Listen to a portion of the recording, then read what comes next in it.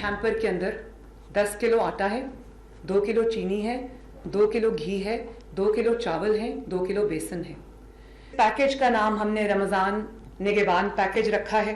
3.25 करोड़ पंजाब के लोग बनते हैं जिनको ये उनका हक उनकी दहलीज पर मिलने जा रहा है इंशाअल्लाह ताला।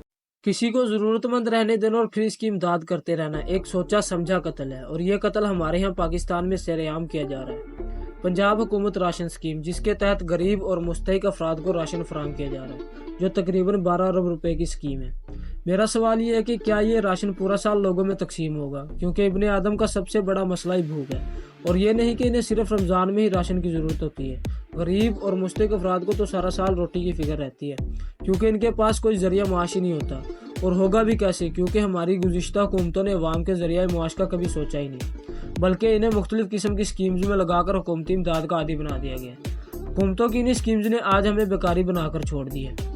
हर पार्टी ने अपने दौरे हुकूमत में लोगों को अपने अंदाज में बेकारी बनाया। किसी ने बेनजीर इनकम सपोर्ट, किसी ने एहसास प्रोग्राम और किसी ने राशन स्कीम के तहत लोगों की इज्जत नफ्स को मजरूह किया।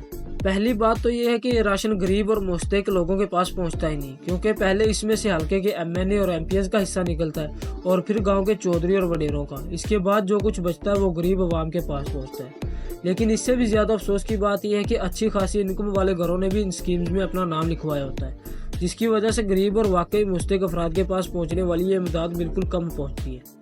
लेकिन अगर इन्हीं पैसों से पाकिस्तान में सनतकारी की जाती तो शायद कम सही लेकिन चंद हज़ार लोगों का मुश्किल रोज़गार बन जाता, और इस सनतकारी से पाकिस्तान की मईशत को भी फ़ायदा पहुंचता।